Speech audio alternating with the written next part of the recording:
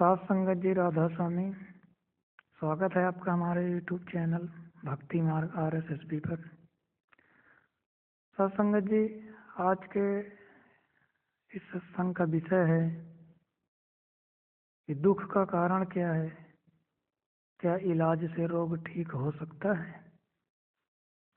दुख रूपी रोग जो है, क्या इलाज से ठीक हो सकता है, कैसा इलाज करना है, आध्यात्मिक इलाज करना है। साथ संगत जी, अभी हम सत्संग की केवल प्रस्तावना पर चर्चा कर रहे हैं। 4-5 वीडियो हो चुके हैं इस प्रस्तावना पर ही। आगे हम संतों की बाणी लेकर सत्संग कहेंगे। तो आज इस पर चर्चा शुरू करते हैं कि इंसान इन सभी रोगों के लिए इलाज के लिए धर्म का सहारा लेता है, परंतु क्या इससे रोग का इलाज हुआ है? क्या अब संसार में पहले से कम दुख दर्द है? धर्म ज्यादा से ज्यादा एक दर्दनाशक और शांत देने वाली दवा है, जो अधिक मात्रा में लेने से एक तरह की बेहोशी की दवा से अधिक और कुछ नहीं। लेकिन यह रोग का इलाज नहीं।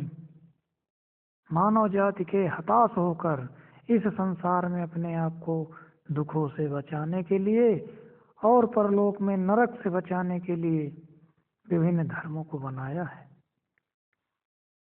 अपने आप को दोषी समझने वाला इंसान किसी न किसी नरक का अंदाजा जरूर करता है, परंतु यह सब पढ़ते हुए क्या आपको ऐसा नहीं लगता है कि नरक किसी और के लिए बनाए गए हैं? कानून की तरह इन्हें भी औरों को अनुशासन में रखने के लिए बनाया गया है।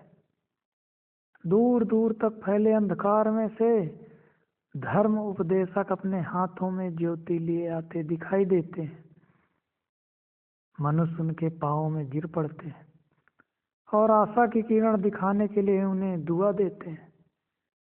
यह कहना कोई बड़ी बात नहीं कि इतिहास के आरंभ से आज तक धर्म के कम से कम 3000 विभिन्न रूप सामने आए हैं, और इन सब धर्मों को अतृप्त आत्माओं ने बड़े उत्साह से स्वीकार किया है। रोगी और थका हारा संसार इन धर्मों से अपने रोगों के निदान की आशा करता है।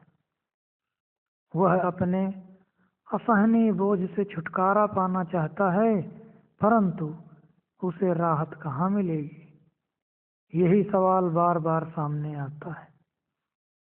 इस सवाल के हजारों जवाब दिए जा चुके हैं, लेकिन इसका कोई सही जवाब नहीं है सिवाय एक के। हालांकि अधिकांश लोगों का झुकाव धर्म की ओर हो गया है। वर्तमान में आप इस हालत से परिचित हैं, लेकिन वैज्ञानिक सोच रखने वाले कुछ लोगों ने यह घोषणा की है कि उन्हें धर्म में कुछ नहीं मिला, उन्हें ईश्वर का कोई संकेत नहीं मिला, और कब्र के परे की खामोशी में से तो कुछ पता ही नहीं चलता। चिता की राख उस जीवन शक्ति का कोई सुराग नहीं देती जिसने कभी इसी राख को जीवन दिया था। इंसान को मुसीबतें झेलते हुए, उनका बहादुरी से सामना करते हुए मौत को गले लगाना पड़ता है, और यही अंत है। लेकिन भ्रम में पड़े लोग प्राचीन यूनानी दार्शनिक सुकरात के इन शब्दों से लाभ उठा सकते हैं। उन्होंने विनम्र होकर समर्पण भाव से कहा था, कुछ बातें केवल इसी लिए बेमतलब नहीं हो सकती क्योंकि शायद वह मेरी समझ से बाहर है। बुद्धि का ऐसा साम्राज्य भी हो सकता है जो तर्क शास्त्री की पहुंच से परे हो। संतों का भी यही कहना है। ज्ञान और चेतना के शायद कुछ ऐसे जगत में हों जहां आधुनिक वैज्ञानिकों की पहुंच ही न हो। यदि ऐसा है तो वैज्ञानिक इस स्थिति के लिए खुद जिम्मेदार है। यदि वैज्ञानिक हठपूर्वक कहें कि ऐसे लोगों की कोई हस्ती इसलिए नहीं है क्योंकि वे उन्हें देख नहीं पाए, जो आंतरिक लोग हैं संत मत के, उनकी बात कह रहे हैं, तो यह कहाँ की समझदारी है। जिस चीज को हमने देखा नहीं उसको कह दिया जाए कि ये चीज है ही नहीं, तो ये कहाँ की समझदारी है, जबकि वो मौजूद है ब्रह्मांड में। संत महात्माओं ने उन्हें देखा है। संत मार्गदर्शन करने के लिए भी तैयार है, ताकि कोई भी वैज्ञानिक यदि चाहे तो उन्हें देख सकता है, परंतु उसमें नम्रता होनी चाहिए ताकि वह संतों द्वारा बताए गए जरूरी नियमों को स्वीकार कर सके। ज्ञान की कमी के कारण आमतौर पर लोग धर्म की तरफ रुख करते हैं। जरूरत तो सबकी एक ही है, परमात्मा की प्राप्ति, पर धर्म हमें परमात्मा से नहीं मिला सकता भाई। लेकिन उसे पूरा करने के लिए धर्म ने अनेक रूप ले लिए हैं। धर्म अपने हर रूप में दिव्य प्रकाश तक पहुंचने का प्रयत्न कर रहा है। पूर्ण अंधकार से तो एक दीपक की लौ ही भली। उस परमात्मा की अपार दया से संसार में अनेक धर्म रचे गए। हर धर्म अपने वक्त के दौरान अपना उद्देश्य पूरा करता रहा, क्योंकि लोग उस धर्म से ज्यादा अच्छे मार्ग को अपनाने के लिए तैयार नहीं थे। इन धर्मों की सबसे बड़ी समस्या यह रही है कि इनकी उपयोगिता खत्म हो जाने के बाद भी लंबे समय तक इनका वजूद बना रहता है। बस यही इनकी बेकदरी का कारण है। शिशु जब तक अन्न खाने लायक नहीं हो जाता तब तक माँ उसका पोषण करती है।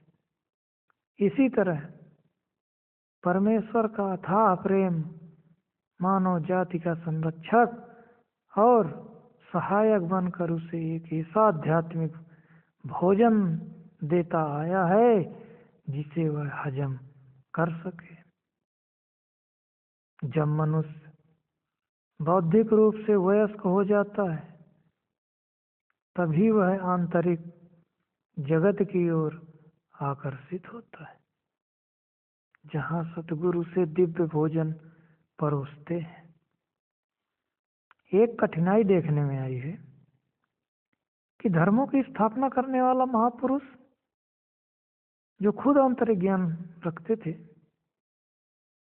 और किसी सूक्ष्म लोक तक भी पहुंच चुके थे, उन्हें अपना कार्य संपूर्ण किए बिना इस जगत को शीघ्र छोड़कर जाना पड़ा। इस अधूरे कार्य को पूरा करने की जिम्मेदारी उन्होंने अधूरा ज्ञान रखने वाले अपने शिष्यों को सौंप दी। उन्होंने इसके स्वरूप को ही बिगाड़ दिया। जीवन बहुत छोटा है, इसीलिए कोई विरला शिष्य ही सही मायने में पूर्ण गुरु बन सकता है। पूर्ण गुरु अपने शिष्यों को बताते हैं कि उन्होंने अपने अंदर ईश्वर का साक्षात्कार किया है भाई, परंतु जैसे ही वे संसार छोड़कर चले जाते हैं शिष्य यह कहना शुरू कर देते हैं कि उन्हें अपने भीतर ईश्वर का एहसास हो रहा है। इन दोनों अवस्थाओं में बहुत अंतर है। संत ईश्वर का साक्षात दर्शन करते हैं, केवल एहसास नहीं, और यह मूल अंतर है। एहसास और भावनाएं भ्रम पैदा करते हैं और उन पर पूरा विश्वास नहीं किया जा सकता। संत वास्तव में आध्यात्मिक साम्राज्य में प्रवेश करके अति सूक्ष्म मंडलों में विचरते हैं, जबकि शिष्य पुस्तकों में पढ़कर उनका अनुमान लगाना शुरू कर देते हैं। धर्मों का विकास भावनाओं तथा आध्यात्मिक चिंतन द्वारा हुआ है, परंतु हर धर्म के संस्थापक यह दावा करते हैं कि उन्होंने स्वयं देखकर और सुनकर ज्ञान प्राप्त किया है। भावनाओं द्वारा नहीं, इस प्रकार वे व्यक्तिगत ज्ञान की बात करते हैं। इसीलिए जीवित सतगुरु की सदैव आवश्यकता होती है। हमें यह कभी नहीं मानना चाहिए कि जीवित गुरु की जरूरत नहीं है। कोई यह कैसे कह सकता है कि उसे ऐसी जरूरत है या नहीं? इंसान उस चीज की परख कर रहा है जिसके बारे में कुछ नहीं जानता। यह दलील बिल्कुल अनुचित है कि हमारे पास एक ग्रंथ है और सभी रहस्य उसमें बंद हैं। यह इतिहास का बिल्कुल निराधार तर्क है। किसी भी धार्मिक ग्रंथ में हमें ऐसा कथन नहीं मिलेगा। कौन इतना ज्ञानी है जो ऐसा कह सके? यही तर्क एक बीमार इंसान भी दे सकता है कि उसे डॉक्टर की कोई जरूरत नहीं है, क्योंकि उसके पास एक पुस्तक है जिसमें उसकी बीमारी का नुस्खा लिखा है। जीवित सतगुरु एक महान डॉक्टर है जो हर इंसान के रोग की पहचान करके उसे दवा देते हैं। विश्व के सभी धर्मों और जीवित संतों की वैज्ञानिक विधि में यही अंतर है। भाई, बीमार अगर व्यक्ति है, वो कह दे कि हमें डॉक्टर की आवश्यकता नहीं है, किताब जो है उसमें लिखा हुआ है सारा नुस्खा। क्या नुस्खा लिखने से, उसको पढ़ने से, उसको सुनने से आपकी बीमारी ठीक हो जाएगी? नहीं ना। तो क्या उसी तरह ये धार्मिक पुस्तकें पढ़ने सुनने से क्या आपकी आध्यात्मिक बीमारी दूर हो पाएगी? क्या आप परमात्मा के दर्शन कर सकते हैं? नहीं ना। एक जीवित सतगुरु की आवश्यकता होगी जो हमारे जैसा ही बन के हमारे सामने बैठकर हमको समझाए, बताए और हमारे साथ आंतरिक जगत, आंतरिक मंडलों में भी साथ रहे। हम आगे चर्चा भी करेंगे कि आंतरिक मंडलों में कितनी मुसीबतें आती हैं, लेकिन सतगुरु के धारण करने से गुरु के हम कितनी आसानी से उनको पार कर लेते हैं। ये काल जो निगेटिव पावर है, ये भजन सुमिरन के दौरान कितनी मुसीबतें खड़ी करता है, ये तो एक साधक को ही पता है। संतों के उपदेश के विषय में बात करने से पहले संसार के अलग अलग धर्मों की चर्चा करना उचित और आवश्यक लगता है। हमारा उद्देश्य इन धर्मों के दोष या कमियों को उजागर करना नहीं है, बल्कि मानव जाति की भलाई के लिए की गई उनकी सेवा के बारे में बताने की कोशिश है। अगर संतों के मार्ग और इन धर्मों की तुलना करते हुए हम संयोगवश इन कमियों की ओर संकेत करते हैं, तो वह केवल इसलिए ताकि इन धर्मों में सुधार के सुझाव दिए जा सके। जैसा कि पहले कहा गया है कि किसी वस्तु के दोष बताने का सबसे अच्छा तरीका है कि उसकी तुलना किसी ऐसी वस्तु के साथ की जाए जिसमें कोई दोष नहीं है। ऐसा करने से फर्क साफ दिखाई देता है। किसी भी धर्म की निंदा नहीं करनी चाहिए, किसी भी धर्म पर झूठा होने का इल्जाम नहीं लगाना चाहिए। हम विश्वास से कह सकते हैं कि सभी धर्म विश्व के महान संचालक अर्थात परमात्मा द्वारा दिए गए उपहार हैं। यह संसार किसी निर्देशक के बिना उल्टे सीधे ढंग से नहीं चल रहा है। हमें निराशावादी होने की जरूरत नहीं है, ना ही ये सोचना चाहिए कि कोई शैतान इस संसार रूपी जहाज का कप्तान है। हमें ईश्वरीय शक्ति को इतना कम भी नहीं आंकना चाहिए। मूल रूप से सभी धर्मों ने संसार को फायदा पहुंचाया है।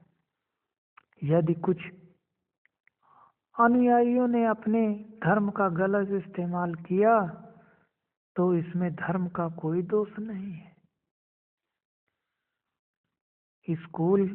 एक स्कूल है, उसमें सभी बच्चे पढ़ने जाते हैं, टीचर एक ही है, बच्चे इतने सारे आते हैं। कोई उस टीचर की बात को मानकर पढ़कर इंजीनियर डॉक्टर बन जाता है, कोई उसी मास्टर से पढ़ा हुआ बच्चा बेगारी के कूड़े की तरह घूमता रहता है। तो यही बात यहाँ कह रहे हैं कि इसमें धर्म का कोई दोष नहीं। हमें किसी भी धर्म के उत्साही और निडर समर्थकों की निंदा नहीं करनी चाहिए। उन्हें अपनी धार्मिक आस्था के कारण यातना नहीं दी जानी चाहिए। धर्म के नाम पर किए जाने वाले अत्याचार से अधिक घिनौना अपराध इतिहास में और कोई नहीं है। इतिहास बताता है कि हर युग की अपनी खास जरूरतें रही हैं। उन जरूरतों को पूरा करने के लिए ही किसी धर्म का जन्म होता है। लेकिन हमारी यह सोच गलत है कि उस धर्म से परे कुछ और नहीं है।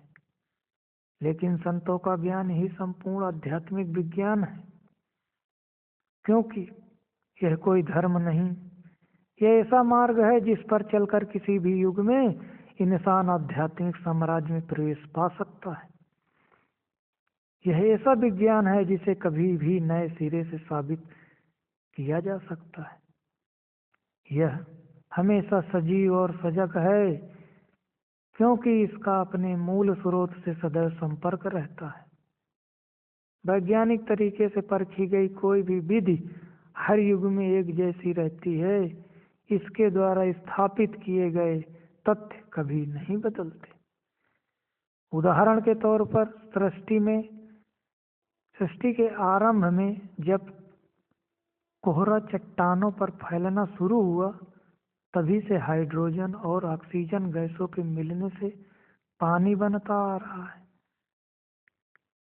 इसी प्रकार जब तक मानव जाति या सृष्टि अस्तित्व में है, तब तक ईश्वर तक पहुंचने का साधन जो सृजनहार ने खुद बनाया है हमेशा एक रहा है और एक रहेगा।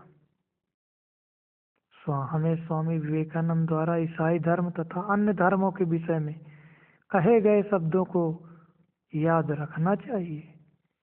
यह बात हम इससे बेहतर ढंग से नहीं कह सकते, इसीलिए हम यहाँ उन्हीं शब्दों का उल्लेख करते हैं। सभी धर्मों का परम लक्ष्य ईश्वर से मिलाप है। इसका यह अर्थ नहीं कि हर एक को ईश्वर का एहसास हो, क्योंकि यह एहसास तभी होता है जब किसी के सुझाव से प्रेरित होते हैं। साथ संगत जी, वे कहते हैं कि गोलाकार परिधि से जुड़ी हजारों रेखाएं एक ही केंद्र बिंदु पर जाकर मिलती हैं और वह केंद्र है ईश्वर का साक्षात्कार। यह अनुभूति इंद्रिय सुखों को पाने, खाने पीने और बेकार की बातों, झूठे अहंकार और स्वार्थ की दुनिया से कहीं परे है।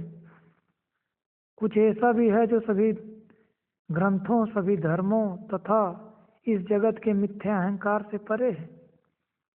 वह है अपने ही अंदर ईश्वर से मिलाप होना।